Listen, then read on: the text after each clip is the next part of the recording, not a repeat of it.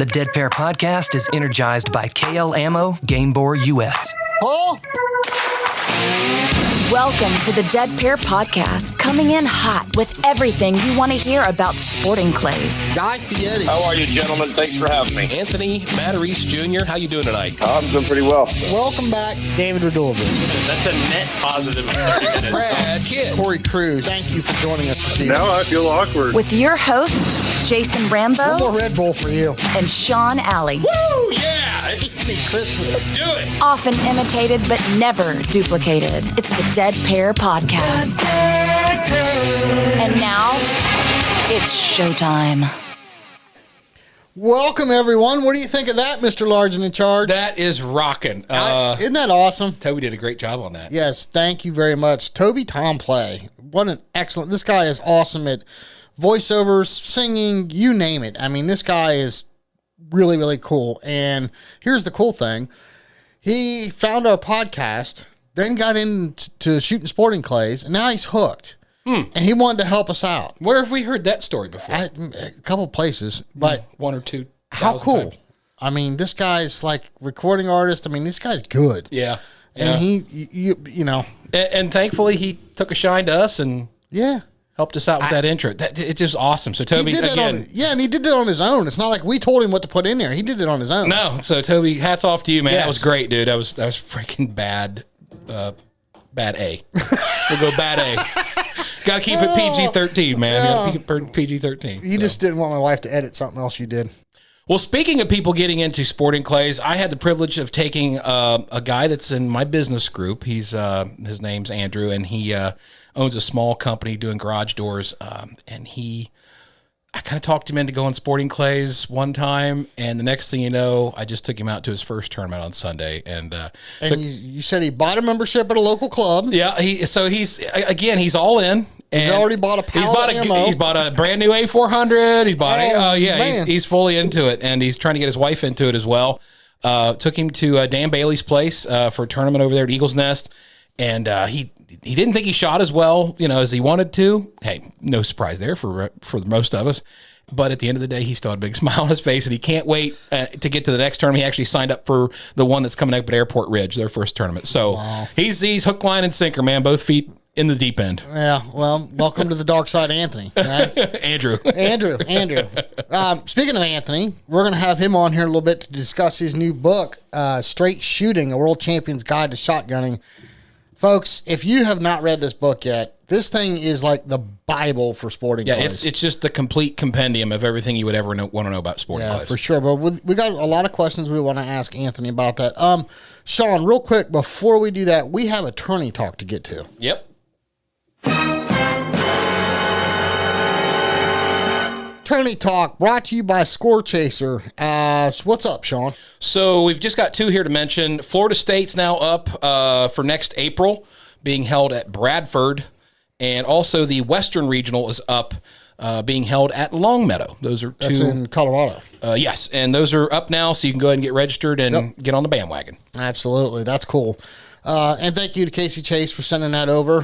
More than happy to get that out. All these big shoots, big blasts, big money shoots, we try to get them right out to everybody as soon as they become available. Mm-hmm. So, Sean, let me ask you something. So, we got Anthony's book down at the U.S. Open. Correct. But before we get Anthony on, your opinion, you started reading it. Let's go to about chapter 6 or 7. Yeah. What do you think at that point? So I got specific questions. Don't go down the rabbit hole. I know, but I'm just saying, he spent a lot of time and a lot of thought mapping this book out, because it basically takes you from the beginning, his history, how he got started, through it all, how he got coached up, his experience, and then he goes right into basically, if you're a new shooter, he touches on everything pretty much you need to know to get started. Right. And then you keep reading through the book. It's just info after info after info. And then you get to the advanced stuff in the back of the book. And wow, I mean, I had so many little aha moments. And you guys got to get the book, period. That's all there is to it. It's that good. So there was somebody that asked for some advice. He said he was just getting started into shooting on one of the clay target pages there on, I think it was Facebook or something. And He's like, what should I do for this? What should I do for that? And I said, stop. I said, get Anthony Matarese's new book, read it cover to cover. Yep. 3 times. Before you go out and buy anything Before or do you go anything. do anything. Yep, because if this was out when me and you got started. Oh, good God. Come on. Yeah, exactly. Come on. I mean, we'd have been, I'm not saying we would have been light years ahead of where we are, but I guarantee we would have progressed to where we are a lot quicker. And probably not spent near as much money chasing things that we didn't need or didn't really necessarily. Or didn't know. And didn't know. You're the one that says it best. You don't know what you don't know. You don't know what you don't know. Guess what? Everything you need to know is in this. Well, not everything, but 90% of what you need to know is in this book. There's so much there. I feel like I can keep going back and rereading it over and over and over again. Yeah. And I do. And I just pick up little things here and there, glean little bits of information. The man's a walking encyclopedia, period. I mean, his experience level is beyond what most people can comprehend. You know what I like best about this book? Anthony has all the accolades. There's nobody nobody's going to deny his accomplishments and what he knows. He's one of the world's best, period. Okay, but period. Would you agree with what I'm saying? 110%. Yes. Okay, but here's the thing. In this book, he is humble enough to say that, look, this book is not the almighty. This is not the end-all, be-all. You're still going to need coaching. Yes. You know, and this is what you need to look for in a coach. Right. This is what you need to do with the coach. Make sure he's doing this and this with you, you know. And then, of course, if you want to, you can go see Anthony. Right. You know, but I like it because it wasn't that he wrote the book in some kind of arrogance to think that, oh, it's my way or the highway. Yes. That's not what he's saying. And that's what's refreshing. Exactly. That's what's refreshing. So it shows what a good guy and a good ambassador and a good competitor he is, period. Yeah. So And definitely, I mean, I can't say it enough. It's miraculous how much he was able to get in that book. I mean, just stuff that you wouldn't even think about. Right. And for a new shooter, all the way up to some of the more advanced shooters, you're going to pull all kinds of stuff out of this book. I'm telling you, it's worth every penny. Well, let's get a little bit of background on this book, and let's talk to him about what's in this book. Let's get Anthony on the phone. Sounds good. All right. Once again, I have the pleasure and the privilege of introducing Mr. Anthony Matarese Jr. Anthony, how you doing, man? I'm doing well. Thanks for having me on. Yeah, me and Jason are big fans, and he's sitting right here smiling ear to ear. Oh, yeah. I just don't know how you do it, Ant. Between family, shooting, coaching, M&M, fishing charters, fishing tournaments, a new house. How do you have time to fart, my friend? Just stay focused on what's ahead of me. Yeah, I guess, man. Gotcha. So, Anthony, we're talking about your new book, Straight Shooting, A World Champion's Guide to Shotgunning. Sean and I each got a copy down at the U.S. Open, got our hands on it, and it seems like I read it, and then I go back and read some more, and I go back and read some more. Tell us, what was the inspiration for wanting to write this book? What compelled you to write it? To be honest with you, the person who compelled me the most was the guy who helped me with the book. His name is Kerry Luff. I've given him lessons for 15 years or so, and I've given him tons of notes over the years. And I used to have a blog on Shotgun World. I don't even know if it's still there. Basically, it's obsolete. But I had a blog on Shotgun World, and I answered questions for like 10 years. And he had, as he was a student of shooting, student of the game, he had printed out everything I ever wrote on there for his own personal use. Okay. And had all the notes I had ever given him. And he said, look, you got enough for a small book right here. You should write a book. Okay. And he's a writer for a living. Okay. Mm-hmm. And so that's basically where we started, right? You know, and that was 5 years ago. And then he would say, you make any progress with that? I'm like, yeah, I started putting some ideas together.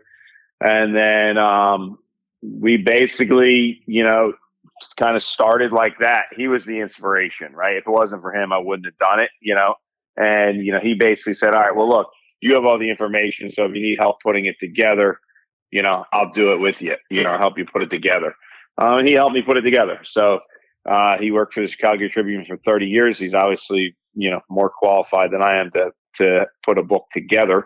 And then we also still send it to a regular, full-blown professional publisher after he got done with it.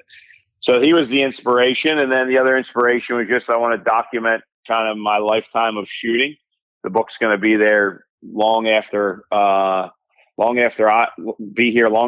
am. I think that the information in there is going to be relevant for forever, as long as we're shooting shotguns the same way that we are now. So, people refer back to shooting methods from years ago, such as Churchill method and stuff like that. Well, guess what? He wrote a book, and, those ideas, I think, even though that was 100 years ago, people were, or 70 years ago, whenever it was, they still refer to that, well, I'm going to kind of leave something behind that, documents everything that, I've learned about shooting along the way.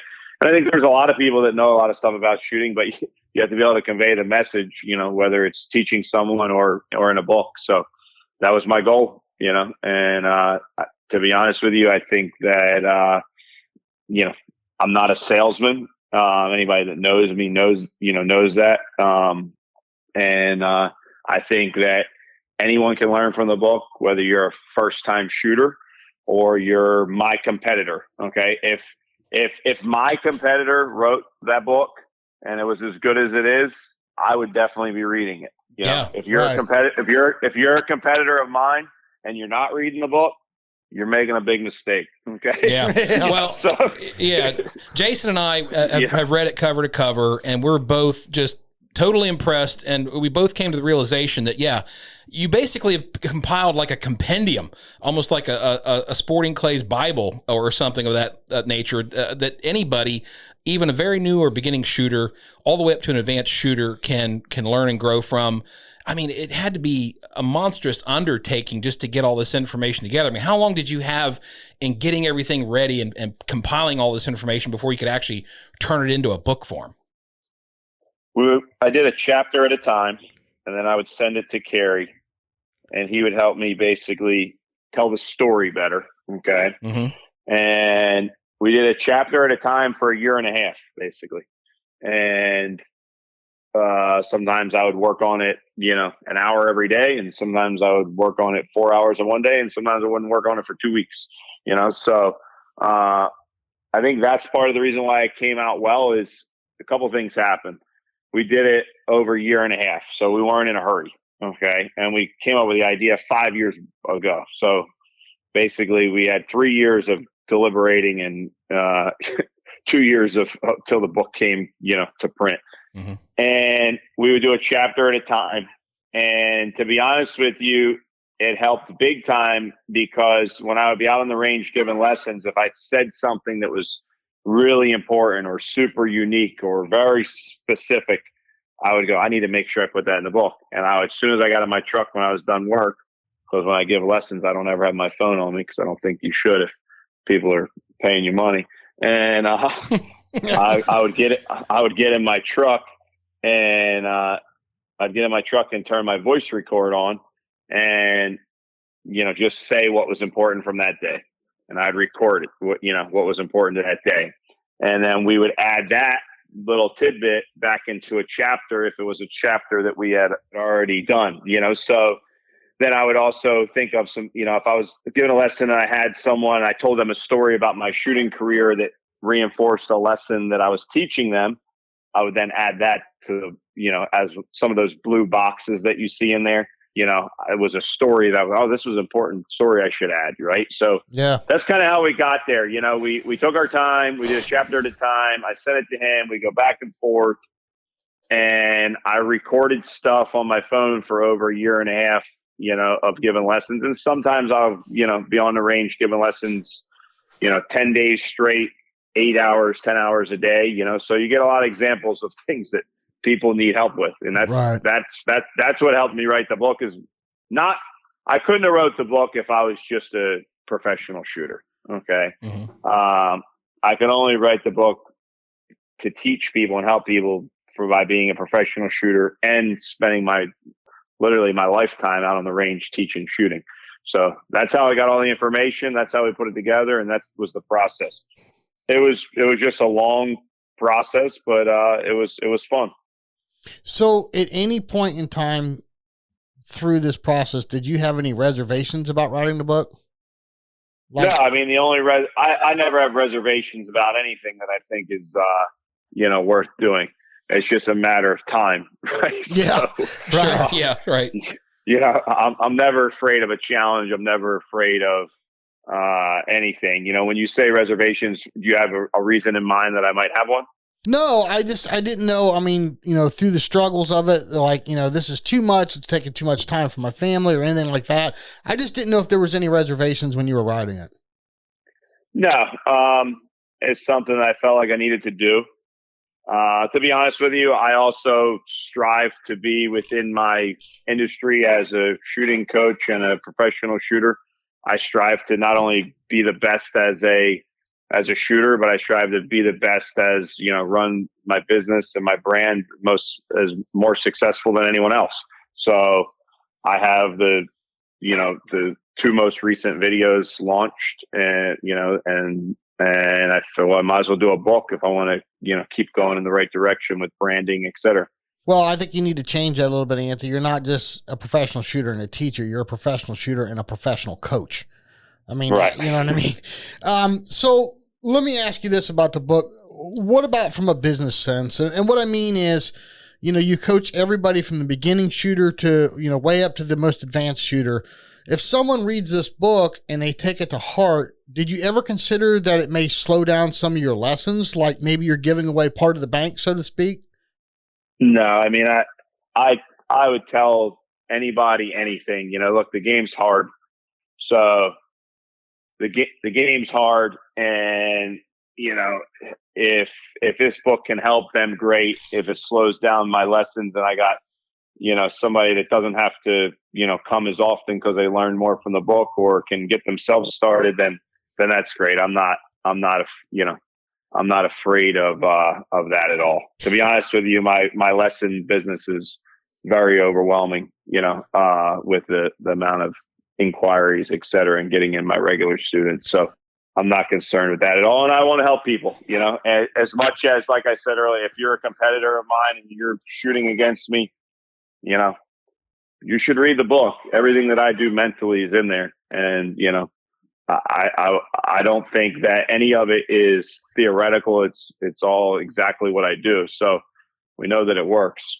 Well, in part that question is a little bit rhetorical for you and I and Sean, because you wrote the book and we read it, but you do reference that in the book. There's a difference between having knowledge and skill.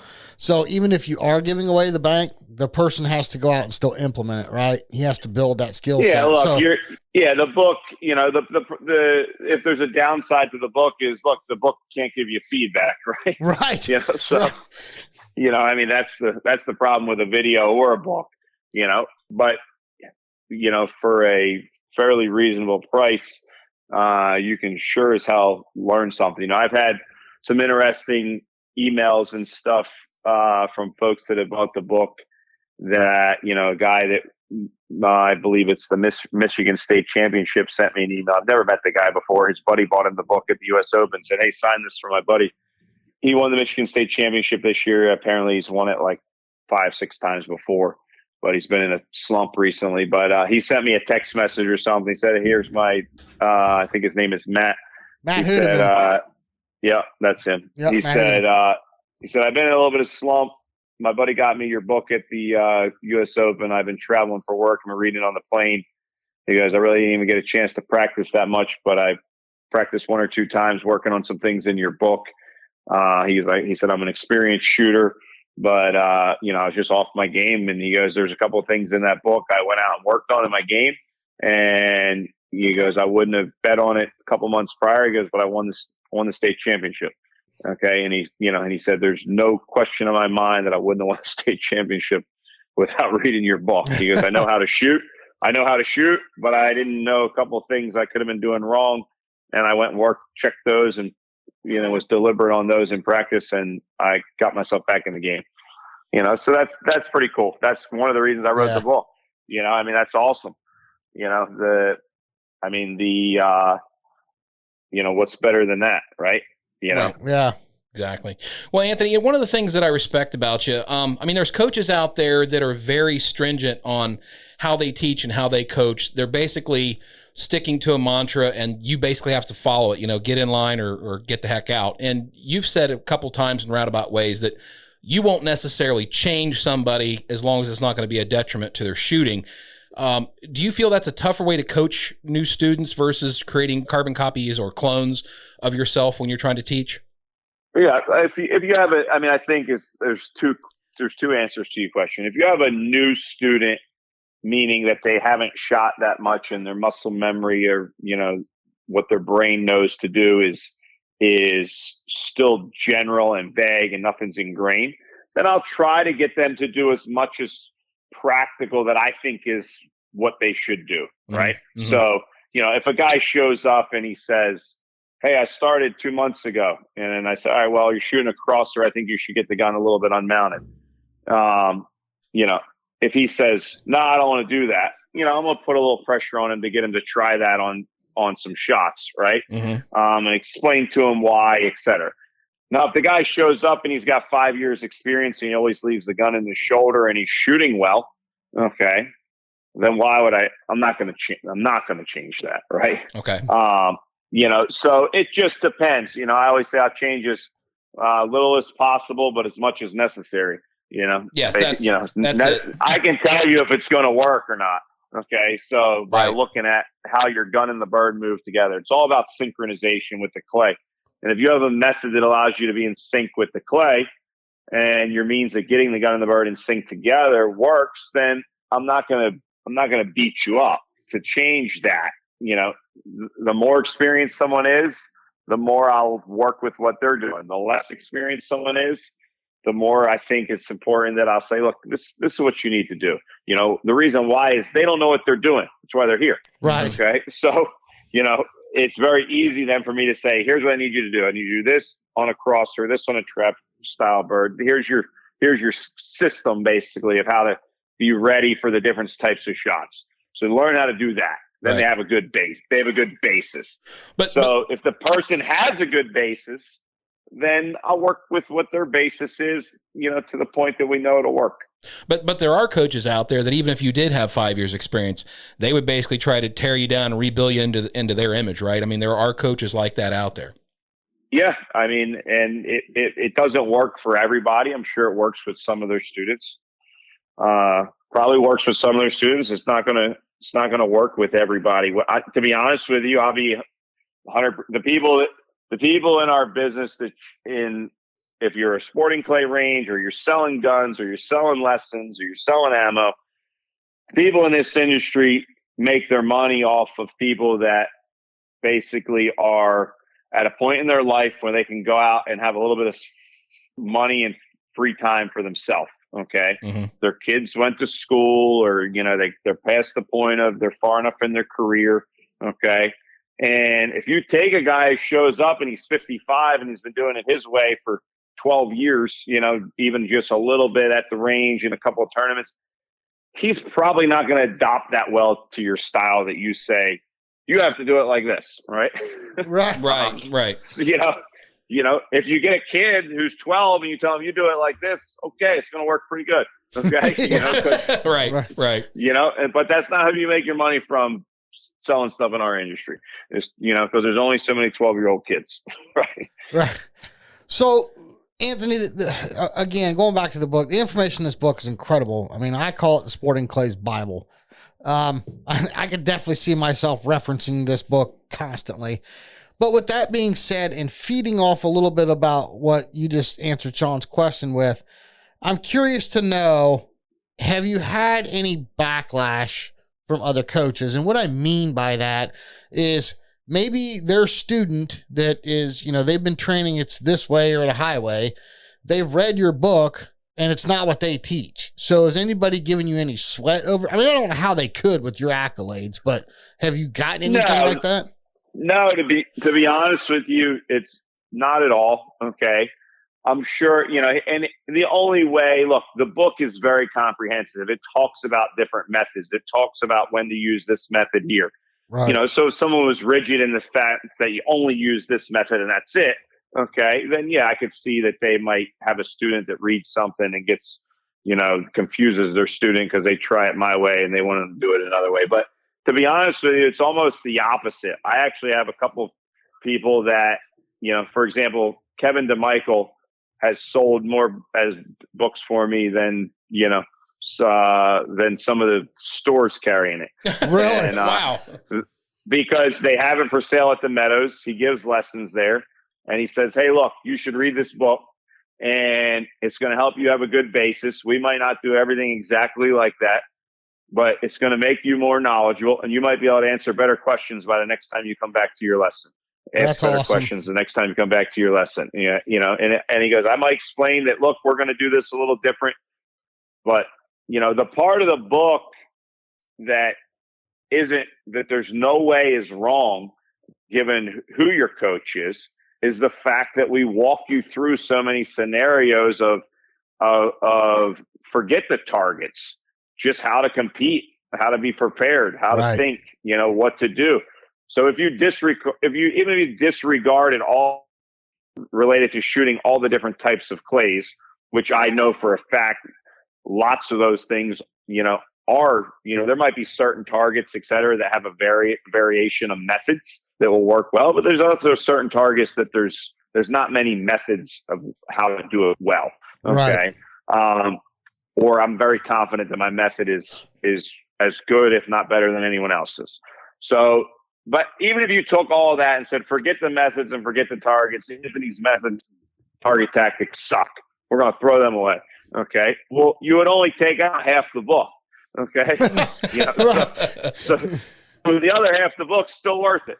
Okay. In terms of the information that's in there, right? To give a basis, so even if you were another coach and you were afraid that it was going to confuse someone, I would actually argue the opposite. It would actually allow your student to ask better questions and understand the whole comprehensive part of the game better. Mm-hmm. Well, all right. I'm going to reference something in your book, Anthony, if it's okay, because this was another little aha moment for me when I was reading it. So in chapter 4, you're talking about equipment. You discuss the importance of having quality equipment, having confidence in what you use, and that you also mentioned that when you get things personally set the way you like it, you basically leave it alone and you don't really try to reinvent the wheel for any reason, because it may introduce doubt at the worst possible time, like in a tournament. So, that's one of the things that I've touched on with other shooters. Doubt is a powerful thing in your game. And if you don't feel confident, it can really wreck what you're trying to do. In your experience, do you kind of preach that whole thing to kind of build the mental strength to not doubt your abilities and to kind of keep things simple for shooters? Do you think that's a good thing to follow for everybody? Yeah, look, at the end of the day, whether they want to believe it or not, or they want to call it whatever the hell they want to call it, the difference between your best performance and your off performance, and the difference between your best performance and your worst performance, is your ability to believe in yourself, okay, and execute knowing that you're going to hit the bird, instead of executing trying to hit the bird. Okay. Mm-hmm. So anywhere that you can eliminate doubt, anyway, okay, matters. So equipment, being comfortable with your environment, having something that you do consistently to help, build basically the belief in that if I do X, Y, and Z, then I have a better chance of doing well. The game basically at the highest level, or even at a if your level is C class or D class, reaching your highest level still is going to be contingent upon like what happens in terms of how you feel. So you can actually do everything right and still have a bad day, because you could start on the hardest station. And if you start on the hardest station and you're the guy in D class or Anthony Matarese, and you start off on the wrong foot, okay, then you miss a couple right out of the gate. Things change quickly, okay, real quickly. I shot in the Northeast Regional. I shot great at the North Central Regional. Probably the one that was, I guess it's North Central at Chicago. Yep. Probably one of my very best scores out of 200 birds. I shot 195 out of 200 on what I thought were pretty tough courses. There was high scores, and I think next under me was 192 or 193 But those were high scores. You could have won that on a 191 or 92 easily at times. Just there's a lot of people shooting well. It's late in the season, and there's a lot of people there and a lot of people shooting well. But anyway, I shot a 195 on 200. It's one of the best scores, one of the best 200 bird scores of my career. When I say 200, I've shot in the 99 or 100 on a hard course, but that's only 100 birds. You got to go back and do it again tomorrow. Right. Right. So, you're only halfway across the track. The race ain't over. So I went to the Northeast Regional. I didn't practice. I don't need to practice because I just came off my best performance of my career. I was fishing the week before. I was a little tired, probably a lot tired from fishing the week before, going long days, get up at 3 a.m, go to bed at 10 for a week straight. But, that wasn't the problem. I shot the first day there. I shot 96. I missed a bird on my first stand, a bird on my second stand, ran the whole rest of the course. Okay. Missed an easy one on my second to last stand. And on my last stand, I got nervous. I knew I had like a pretty good score for that course and missed one I shouldn't have missed. Shot 96 on that course. Which is okay. I mean, Brandon Powell shot a ridiculous score, 98. That was basically the same as my score in Northbrook, like perfect, Mm-hmm. But so I shot 96. I was right there. Should have had 98 the first day. And then going into the second day, started on, I thought, one of the hardest stands on the course. I ran it. I go to the next stand. It's got a little overhead. It's kind of a flat overhead. And I lifted my head up off the gun to like a soft mount and look up, and it was flat enough and straight away enough. I should have just kept my head down. Just a bad plan. And I'm on the first pair on the second stand of the day, I missed the overhead. And like when I missed it, I kind of like was shocked, and then had a good ripping quarter and away bird second. I missed that on the second stand. Okay.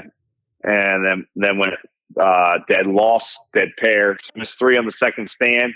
And back to the part of your question, pretty much over at that point. Okay. Mm. In terms of, one, I know that I was going to have to shoot a big score, but two, now you know you have to know the rest of the birds. Okay. So if you got 14 stands to go, it's a 16 stand course, and you have to hit all the birds, and there's some tricky ones out there. There's the opportunity for doubt, and you just dropped the ball already. So Yeah. I ran a stand, missed one, ran a stand, missed one, and it is back to the root of your question. So you can do everything right and still not stay confident, but you got to try. Yeah. You got to try your best, So yeah, everything, equipment, what you eat for breakfast, if you go shoot warm up, whatever makes you think that you're going to do the best job that you possibly can. You got to stack the deck in your favor if you got the deck in your hand. Right. Right. So, Anthony, okay, this is kind of a complex question. It won't be for you, but it is for me to ask. So in chapter 15, you talk about focus. Okay. And as I read that chapter, I developed a question for you. Then I got to chapter 20 that talked about visual opportunity. So here's my question that I developed from 15. It says, what if an individual has bad eyes like myself, and focusing on the target means taking it way early or way late in order to get that detail in the clay that you discussed in the chapter? Early or late can present its own host of issues. So, and then it says, do I do what you talked about in chapter 20 with visual opportunity? So, in chapter 20, you kind of alluded to sometimes, in fact, I'll let you tell the story about when you shot, I believe it was it Seminole Cup? Or was it Gator? No, I'm sorry. It was the Gator Cup you talked about in the book, where you didn't have the time to lock on the targets because the way that they were set, and you had to take them early. You discussed it in chapter 20 in your visual opportunity. So for a guy like me, because I have such terrible eyes, what do you recommend? I mean, how do I deal with this at that level? Right. So the easiest way to address the question is this, right? You're only, regardless whether you have a 18-year-old kid and he has better eyes than me, okay, or you have your eyes, which, you know, from what you're telling me, for lack of a better word, or suck, okay? Yeah. Yeah. So you got two scenarios: the guy whose eyes are better than me, and the guy whose eyes are a lot worse than me. Okay. Regardless, killing the bird where you see it the clearest and it, you know, looks the most vulnerable. Okay. I think is always still the right spot. Okay. So if that's early, then you got to get you working on early. If that's late, then you got to get you working on late. If that's where you see it the best, and that's the best spot. I don't think visual clarity matters as much as visual discipline, right? So, meaning that if your eyes aren't that good, they are what they are. So if perfectly clear is a 10 for me, perfectly clear is still a 10 for you. It's just your scale is different. Okay, you know, your 10, you might not see the bird as clear as I do at my 10, but it's still your 10, right? And who's younger than me and sharper eyes, he might see it better than me. So I think that in most scenarios related to your question, and it's a very common question. Well, I'm, 70 years old and I can't see that well. Well, that's the spot to shoot the bird. So you kind of got two options. Okay. You're going to miss, or we're going to teach you how to hit it there. Okay. So what we've basically come to a conclusion of is we wouldn't be having this conversation, whether it's me with the student on the range or kind of your question, if you could always hit it at some other point. If you could always hit it at some other point, you wouldn't have a question. Okay. It's that the bird is a problem and a problem target for someone. And they might not believe that, my rule of saying kill it where you see it the best, or visual opportunity, that might be early, might be late, have plenty of time, but it varies. I don't think that changes, Yeah. I think that here's what I've had a guy, that I know very well, right? So I'm not afraid to hurt his feelings. He's fat, he's old, can't see that well. He's got every excuse in the book. Okay. Right. And he goes, well, I'm not sure I can shoot it that fast. Okay. I said, well, look, that's the only place to kill it. Okay. Your percentages at every other place, just because I see enough people shoot this bird, your percentages could be are going to be 50% everywhere else. Okay. So if you shoot it over here or over there, you're going to hit 50% of the birds. So you don't need a coach to hit 50% of the birds. Okay. Right. If that's what you want to do, then keep trying. But I don't think you're going to get any better. Okay. I think you're going to hit 50%. So sometimes the person's response is, well, I don't think I can hit it where you want me to. Well, you can't hit it where you want to. So we might as well try my spot, because you haven't tried my spot yet. Right. So that's just simple logic. Right. So it's funny. Right. But I'm dead serious. Right. Yeah. So, the point of, and I'm one thing when I give people lessons, especially once I know them a little bit, I'm not going to say that to them the first time I meet them. Right. But once I know them a little bit, I'm brutally honest with them. I'm not there to pat your back and, I want to build your confidence.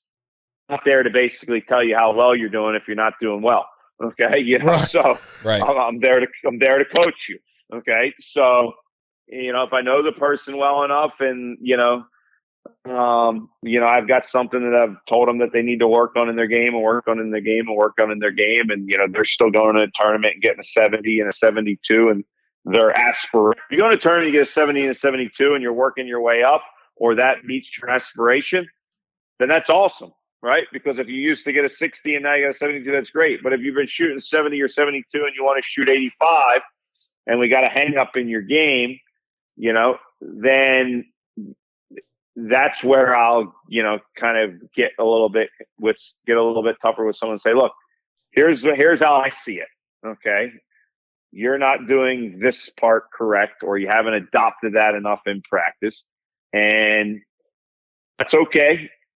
But, I don't really want to hear that you got a 70 and you'd like to get an 80 if I think there's something that you haven't quite kind of tried, right? If it fails, it fails. We can always try something different. Right. Well, Anthony, I'm going to change gears here. Another light bulb moment for me. You got a whole chapter on planning and routine, and you talked a lot about, planning being a conscious act, but after you call pull, ideally you want to be using the instinctive or the subconscious part of your brain. Why is it so important, or can you help explain to our listeners, why do you want to try to be in your subconscious mind while you're shooting versus being more conscious? You want to be subconscious when you're trying to perform for a score. And it's okay to be more conscious when you're training. Okay. So you have to clarify those two. You need to be more conscious of your shooting in practice than you do in competition. And if you reach your highest potential in competition, you would be shooting subconsciously. If you're practicing or training, you need to be shooting with slight conscious mind to make adjustments and reflect on your shot and how did I insert the gun and move the gun, etc. Because if not, you're not developing anything. You're not changing anything. Okay. You can't just go out there and shoot practice and say, I want to try not to think about it. So, what are you practicing? You're just shooting.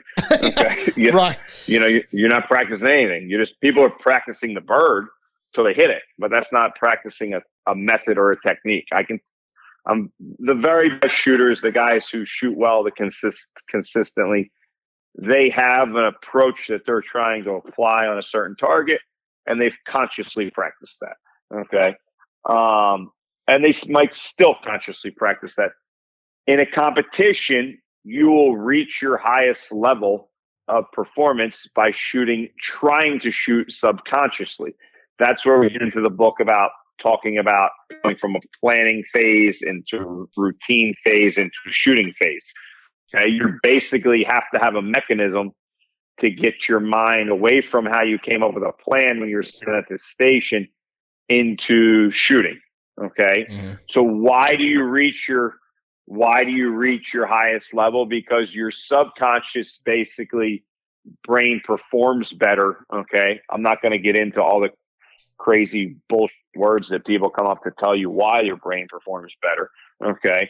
But your brain performs better when you aren't thinking about the task at hand. Okay.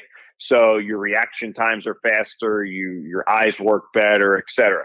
So you're relying on what you trained, then you got to the station, you had a plan, and then you get into the box and you're now shooting. So if you're sitting at the dinner table and all three of us are having dinner and you reach over and grab your glass of water and set it back down, did you think about it? Okay. No, because you've done it 1,000 times. Your brain knows where your hand's going. You don't have to look at it.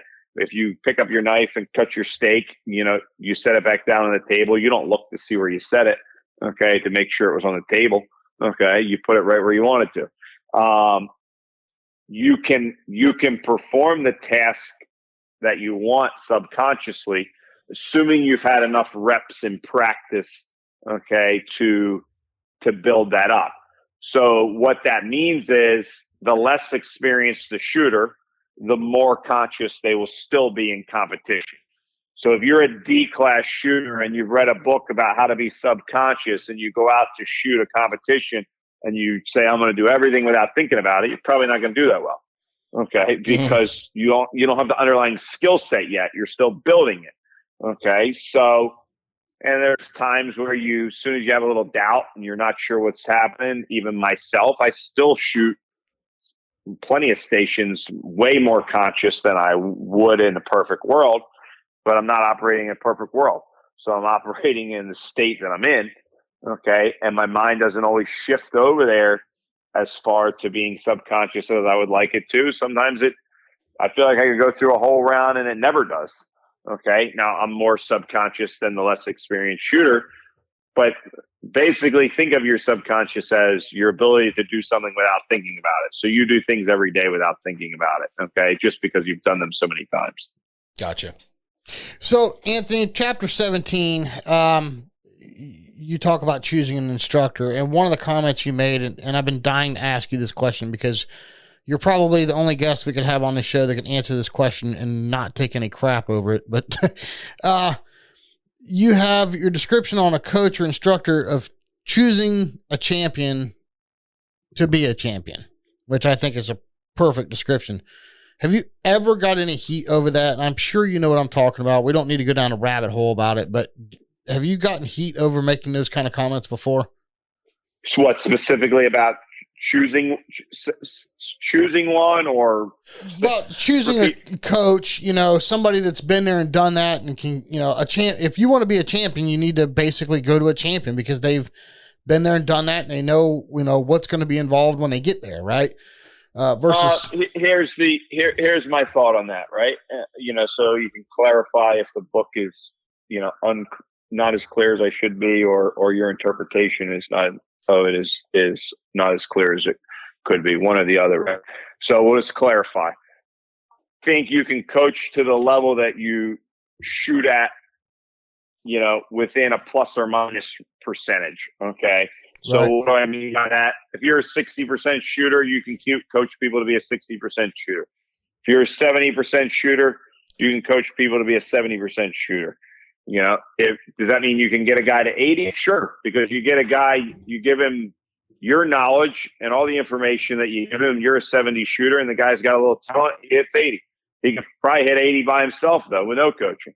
Okay. That guy. Right. Right. So, so I just don't think it makes any sense. See, here's where our sport's different, right? Every time that this thing comes up on Facebook or back in the day, Shotgun World, there's 300 comments and people start referencing professional golfers and tennis players and, all the stuff that aren't professionals. Well, there's a big difference. Okay. In our sport, we're actually, all the listeners are very lucky. Okay. That professional shooters don't make any money. So you have to teach shooting to make a living. Okay.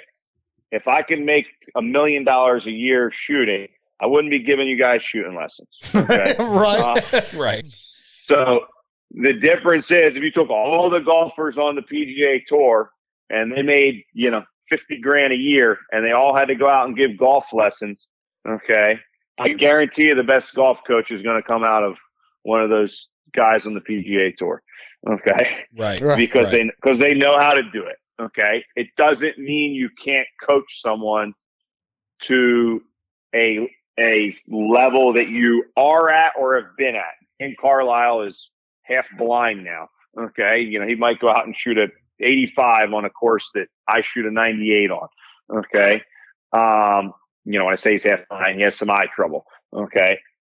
Serious eye trouble. So he doesn't even shoot anymore because of it.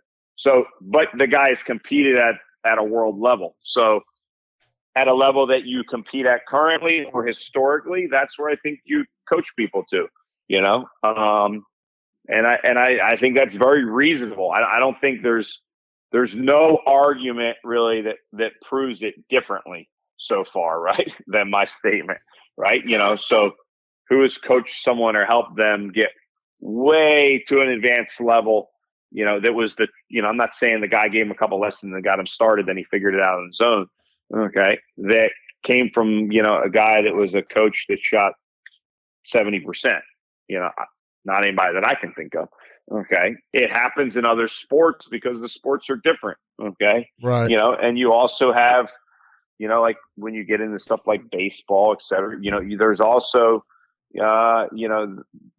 there's also the difference is our best shooters also coach, now we have really good shooters that are not very good coaches, so, yeah, right. And that's just because it's a communication scenario. It has nothing to do with potentially their knowledge.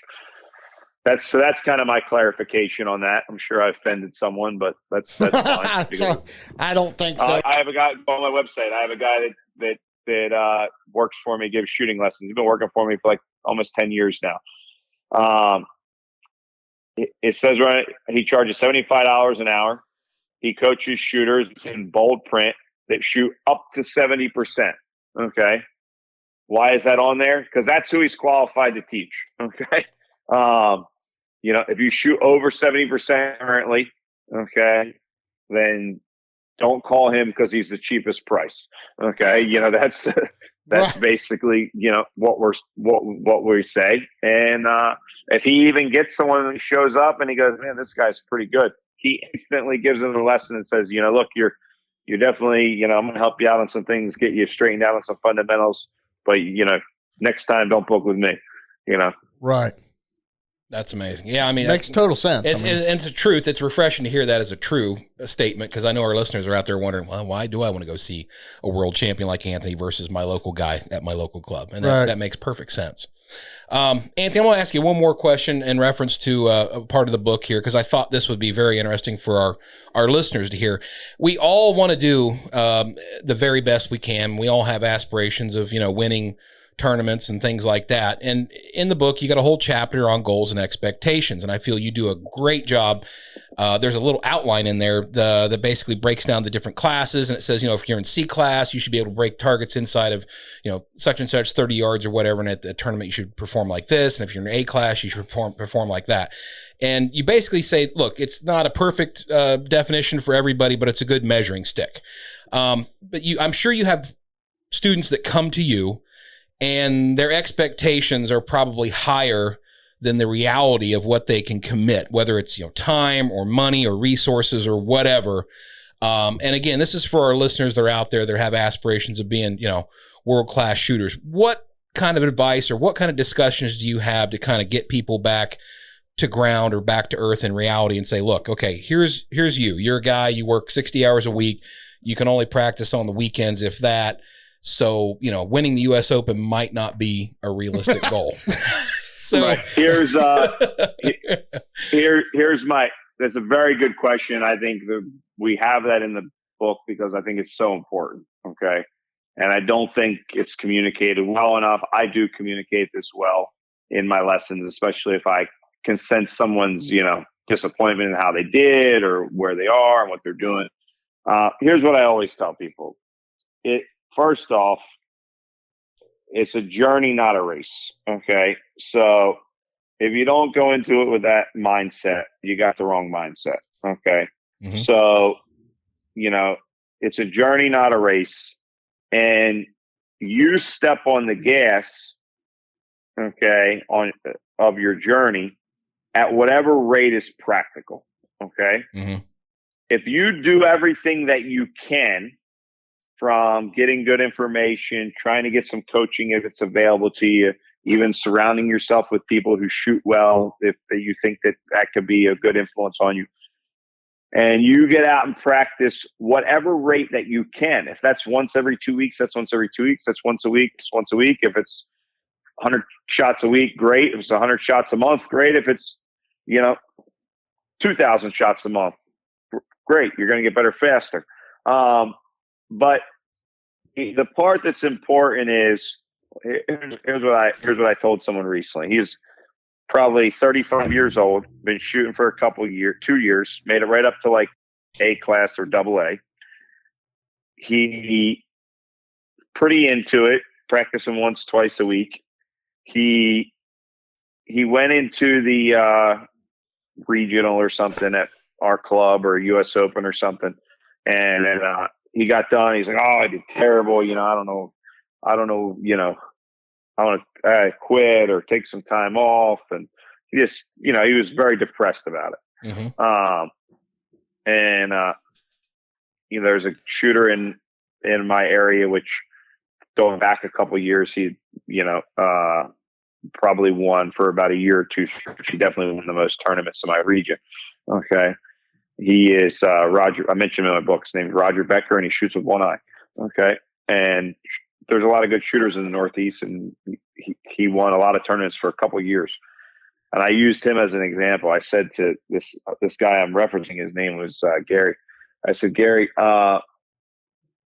you're 35 years old. Okay, Roger Becker was shooting, on the weekends after work. He's an average Joe. Okay. And he just put his time in, and he's winning all the tournaments in our area at 64 years old. Okay. You're 35. Okay. You started 2 years ago. You're upset that you didn't win double A at the US Open, like a kid that didn't get a prize at the carnival. Right. And, I said, the only reason you won't be winning tournaments in our area at some point. Okay. I said, is if you're not out there. Okay. Right. That's the only reason. Yeah. Okay. Because you got a good basis. You're doing well. Okay. It's a journey. We don't know when the journey ends. Okay. But if you can't embrace the journey, then you're going to have problems. And that expectations chapter in the book is very important. Uh-huh. Okay. A guy you should get on your podcast, whose shooting is kind of, really took off. He doesn't do a lot of big tournaments, does a couple. He's from Georgia. His name is Matt Miller. I started giving him lessons maybe 4 or 5 years ago. Once or twice a year, he would fly up from Georgia and take a lesson. I shot once a year, mate. I shot with him at the Trident Cup. That guy's amazing. He's bad to the bone. He's got a good mind. He's got a good mind for it. He's got a good attitude. His technique is solid. And basically, he showed up 5 years ago. He had a camouflage or black plastic stock on a 390 or 391, and that's what he was shooting. He was really just did a few tournaments and stuff, and never did it super serious. Hunted and stuff, I guess his whole life. Not his whole life, but, occasionally. And he just started getting a little bit more and more into it. And he's works a tough job. He's busy. He's got 2 kids. Doesn't get tons of time to practice or go to tournaments. And he literally asked me, he's putting all this pressure on himself, trying to do well. He's in Georgia, so he goes to the local tournaments. There's a lot of good local shooters in Georgia. You got guys like Kyle Millwood, Alex Clark, Kevin DeMichaels, obviously down there. There's a lot of good shooters in Georgia. Yeah. Christian Crawford's down there too, right? Yeah. Right. Yeah. Brandon Powell, Jasper Copeland. So for him to go in tournaments down there, he's got a lot of competition. Right. And, he was saying, I'm not doing that well. This is when I saw him maybe last March, I guess. No, I can't remember. March or either 9 months ago. And he's building a house, and he's actually a contractor himself, and then building his own house. He works for a construction company. He's building his own house on the side. But anyway, I said, look, man, you got to just keep plugging away. You're 30-some years old. Just keep plugging away. Do what you can. If you don't get out and shoot, you don't get out and shoot. If you get out and shoot, get out and shoot. When you show up at the tournament, show up and do the best that you can. And it also helps people because you set your goal further out. So when you're setting your goal further out, one, achieving a big long-term goal is more important than a bunch of short-term goals, in my opinion. Yes. And a bunch of short-term goals, in my opinion, really aren't that useful. It's just unmotivated. Mm-hmm. So if you're inherently unmotivated yourself, then you need a short-run goal. Okay. If you're inherently highly motivated, short-run goal just puts too much pressure on you. So, the person listening has to figure that out on their own. Okay. Right. If their mom had to ask them if they did their homework all the way from before till they were 18, then, I think you know what the answer is. So if you inherently are highly motivated yourself, just give yourself a good long-term goal for your journey. And when you show up at the shoot, you're going to have less pressure on yourself, and you get out and practice when you can. You do the best that you can. And, we don't know when the journey ends or what level that you're going to be at, but what we do know is that you'll be at the highest level that you can be at. Okay. Yeah. That's well said. Yeah. If you bump it up and you start a few more tournaments, a little more practice, Just like hitting the accelerator on your car. Car goes faster and it burns more fuel. Okay, that's how it works, right? So you're gonna get there quicker, and you're gonna have to fill up the tank more often. Okay, which means buy more shells and targets. Right. Okay, so you're in control of the accelerator. You do it at the rate that you can. Gotcha. So, Anthony, since the book's inception, has this increased lessons for you any, or are you just steadily booked no matter what? I'm very. It's not going to change much. It's. I have had a good number of inquiries by people that bought the book and said, "I want to get on your schedule," but my schedule is very busy. So, Right. to be honest with you, the book is as much of a branding exercise, as it is to sell books, and so.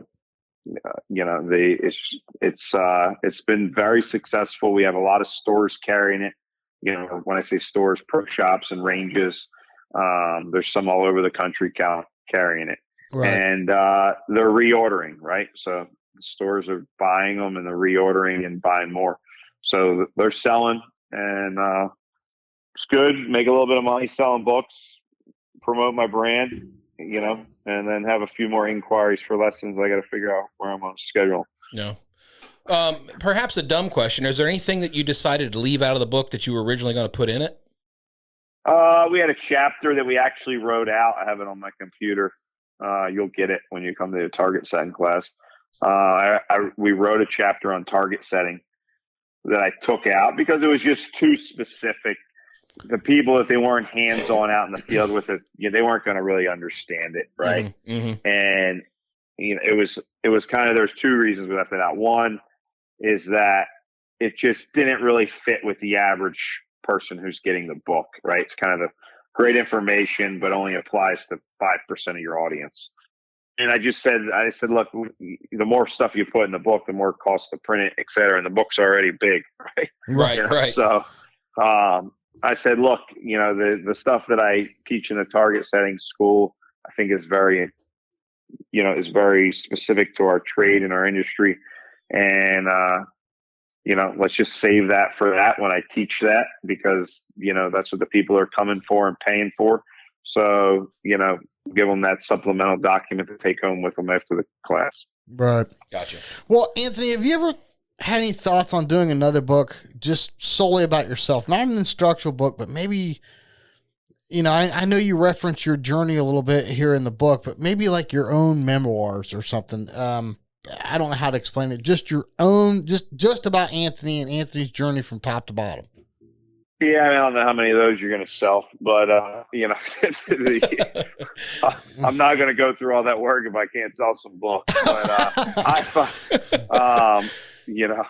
I've everything that I want to say about myself is pretty much in there, in one way or another. Talks a little bit about my life in a couple pages, and that that's there. I have thought about. I talked to my partner Carrie. I said we need to write a book on just kind of how my brain works. That's why I have so many irons in the fire.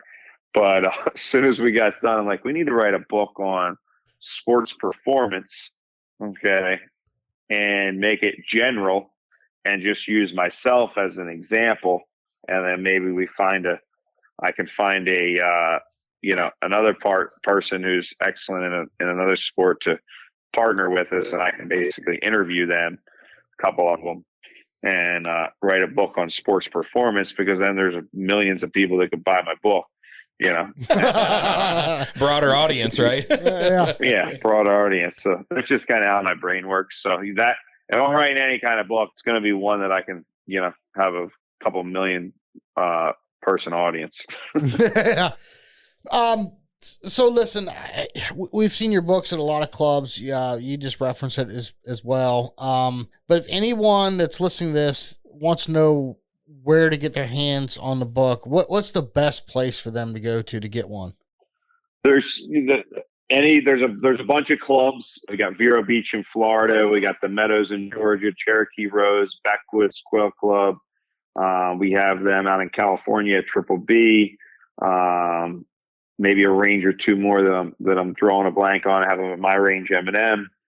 The two places online that are a couple places online that are actively selling my book. The Beretta Gallery website. Okay, so if you look up Beretta Gallery, they're right online. They'll ship it to you. Clay Shooter Supply. Type in Clay Shooter Supply on Google. They're selling it. They ship it right out to you. Do a great job with customer service. Ultimate Shooting Accessories is online. They ship it right out to you. Do an excellent service. And then you can get it off my website. So get off my website. We put it in the mail the next day. But, don't be afraid to, I'd be just as happy for you to go buy it from Clay Shooter Supply or Ultimate Shooter's Accessory or at one of your ranges nearby. And, let those guys make a little money as much as, that'd be just as good with me, or you can get it right on my website. Gotcha. Well, Anthony, anything else that you want to kind of bring up, or maybe something that we missed that you'd like to let our listeners know about? Not really, man. I don't have anything particular that I need to talk about. Well, what about lessons, Anthony? Are you booked out for this fall, or is there any spots available? I pretty much have nothing this fall. Oh, wow. That's a busy man. Already booked out. All the way till January, I pretty much have nothing. So I get a few spots open here or there. I've got people written down to call for fall, or email for fall. Basically what I'm doing right now is just starting to book January and February. And then once I finalize my schedule for 2023, then I open up the rest of the year. I go through all of my people that I've given lessons to before that inquire. They start inquiring now. I gotta get on the calendar for 23. I gotta get on the calendar for 23. So I write their name. I put those names in a actually I put them right in a Word document, and then just schedule them first. Just because they're the people that I can't book a new student, and tell some other guy there's no space for him after he's been taking lessons with me for 5 years. Right. Yeah. It just doesn't work that way. Right. Right. Exactly. Or it shouldn't work that way. So I get all those guys scheduled first, and then I kind of open it up to the rest of my list. And generally what happens is I can always schedule you. Right. So if you email me right now and say, I got to get on your list for 23, there's a good chance, if you weren't on my list, that I might not get you in this spring, okay, of 23, okay? Wow. But I'll get you in the fall, as long as you want to make a commitment, put on the fall, I'll schedule you, right? So, that's part of what happens. I do lose some lessons because I'm too busy. It's good to be busy, and supply and demand. Yeah, So, I wouldn't apologize for that. To be honest with you, I raised my rates 2 years in a row to try to have some people go to someone else. Okay, right. Because I only have so many hours in the week, right? So, right. I'm basically selling a limited commodity. So when you have a limited commodity, the price goes up. Okay, Yeah, exactly. And I hate to say it that way, but that's simple economics. And that's what I studied in college. And so I try to raise my rates a little bit, and I have Diane Sorrentino that works underneath me right at my range, and I have another guy. And raising my rates does knock some students down, and they go with them, open my schedule up a little bit, so it works. Okay. But it still doesn't work well enough. Okay. If I raise my rates $30, more people inquire the next year. I really don't, I hate to say it like that, right? Because I like to help people, right? But it's also what I do for a living. So, well, there's only so many hours in the day, Ant. You can't help everybody. What about tournaments at M&M? Anything big coming up you want us to throw out there? Yeah, we have got we got some stuff this fall, Delaware River Classic, Thanksgiving shootout, and then we've got some tournaments right in the December shoot or Winter Blast. The biggest one this fall is the Delaware River Classic. It's the end of September. Real good shoot. And then our two big ones next year for 23, Seafood Blast in April, and then the Northeast Regional in May. Yeah, I got to get to that Seafood Blast, man. Yeah. It's a really fun shoot. And this is good for your listeners if they're not die hard. The Seafood Blast, it's a shoot for everyone.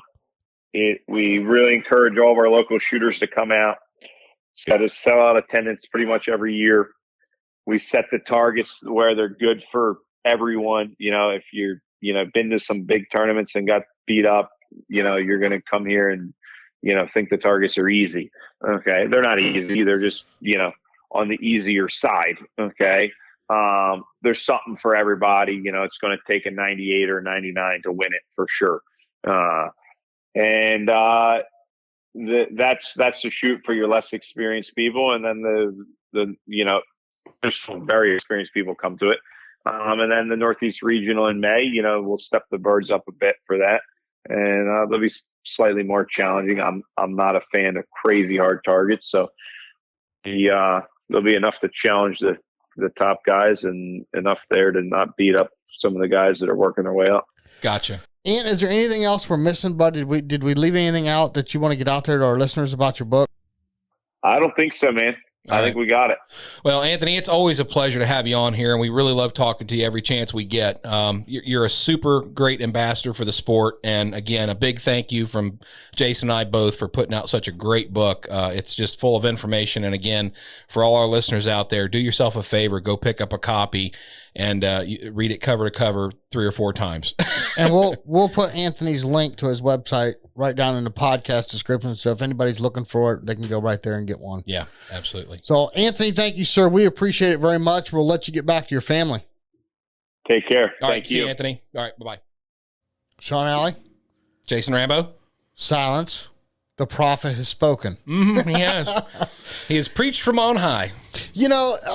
Listen, everyone, I don't want you to think we were going to sit here and go chapter by chapter of this book. That wasn't the point of this podcast. The point of this podcast was for you to get out and buy the book and reference it. Even if you've read it cover to cover, you need to reference it most often, right? Yeah, well, I mean, everything Anthony says is pretty much gold. We all agree on that. And we brought up, I think, some pretty good points that are in the book, some good topics of discussion, and we barely nicked the surface of what's in that book. Yeah. I know we had some connection issues, but listen, even if you only catch every other word of Anthony, it's still important, right? Right. So, but apologize about that. We'll see what the wife can clean up. But no, again, like I said, the purpose of this book, maybe having this book on the coffee table, and once you've read it, maybe going back through and reflecting on some things that you've read. I mean, revisiting that, I think it's important. Well, and for a lot of people that are, let's say you're starting your shooting journey, you're getting into it, maybe you've just registered for the NSCA, you're starting to shoot some tournaments.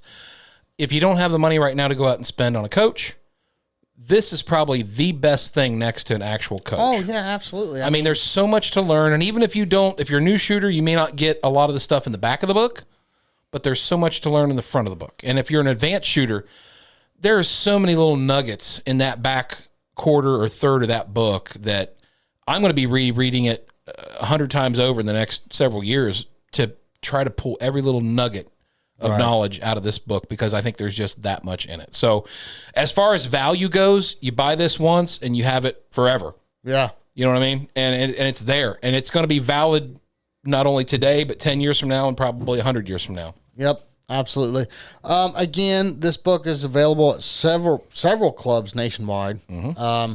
If you're wanting to get your hands on a copy and you're one of those digital guys like I am nowadays that just wants to order everything online, we'll have a link to Anthony's website right down in the podcast description. You can go ahead and click on it there, find the book, but just get it. Just read it. Yeah, everybody should have this in their possession. It's that good. Absolutely. We have got not only a new intro, but also a new exit from Mr. Toby Tomplay. Thank you, Toby, very much. You guys need to check this out. It's a little bit different than what you're used to hearing for outro music. But in the meantime, Sean Alley, what do we tell everybody every week? Take somebody new shooting. Take somebody new to a tournament. Get them out there with a gun in their hand. Have fun. Show them what this sport's all about. And if they love it as much as we do, as much as you do, make sure they get a copy of Anthony's new book because it's going to help them. 110%. I wish we'd have had it 4 or 5 years ago. No doubt, man. No doubt. But hey, listen, Sean, until next week. And we're going to catch you all back here on the Dead Pair Podcast. We'll see you next time on the Dead Pair Podcast. The Dead Pair Podcast is energized by KL Ammo Game Bore US. The Dead Pair theme song was written, arranged, and produced by Toby Tomplay. Special thanks to the following sponsors: Bear Pelt, Negrini, Rhino, Otopro, Dawn Grant, Atlas Trap Company, RE Ranger, Woolly Shooting, Folded Wing Apparel Company, and White Flyer Targets.